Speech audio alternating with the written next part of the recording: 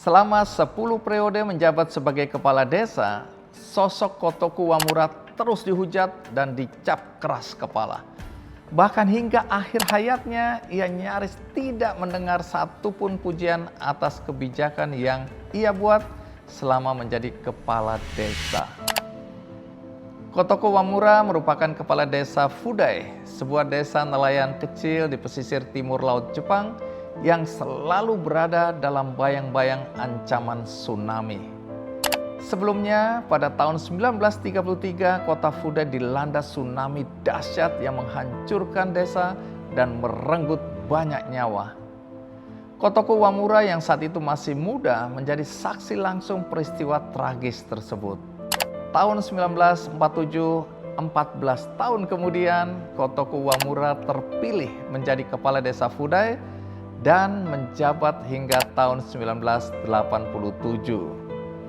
Di tahun 1970, ia mengambil keputusan besar sebagai kepala desa, yakni membangun tanggul dan pintu air setinggi 15,5 meter untuk melindungi desanya dari ancaman tsunami.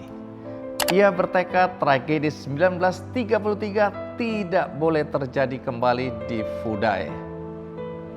Meski mendapat banyak penolakan, kritik, bahkan hinaan karena dianggap membuang-buang anggaran desa dan merusak pemandangan laut, Kotoku Wamura tetap teguh pada keyakinannya.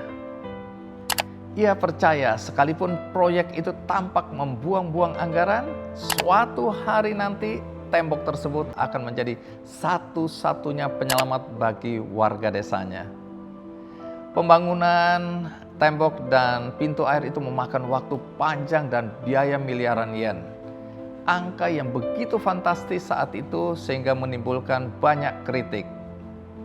Setelah lebih dari 1 dekade, pada tahun 1984, tanggul laut dan pintu air raksasa itu akhirnya selesai dibangun.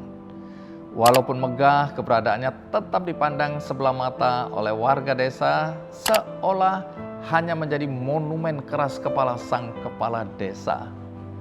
Bahkan hingga akhir hayatnya tahun 1997, Kotoku Wamura masih lebih banyak dicemooh daripada dihargai atas keputusannya membangun tanggul tersebut.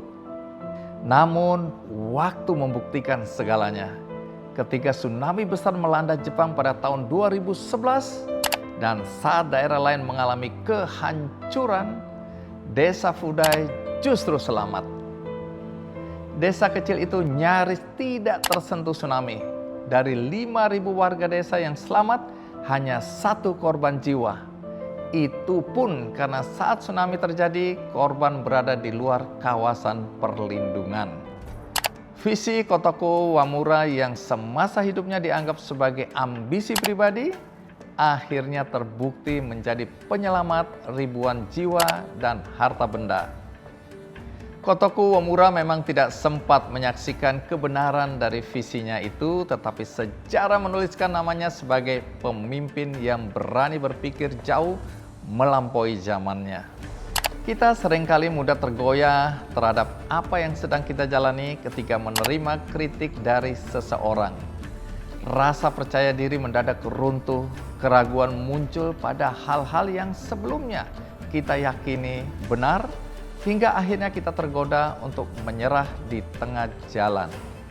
Padahal, tidak semua kritik berarti kebenaran dan tidak semua keraguan harus diikuti.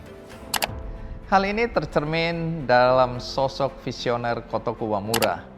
Meski dihujani cemooh dan dianggap keras kepala, ia tetap berpegang teguh pada keyakinannya untuk membangun tanggul laut. Keyakinan itu membuatnya rela menanggung ejekan sepanjang hidupnya. Namun bertahun-tahun kemudian, keputusan yang semula diragukan dan dicemooh itu justru menjadi penyelamat jiwa masyarakat desanya. Disinilah kita bisa melihat arti kepemimpinan sejati. Seorang pemimpin tidak selalu menempuh jalan yang mudah atau yang biasa ditempuh orang lain. Seorang pemimpin harus berani mengambil risiko demi kebaikan banyak orang.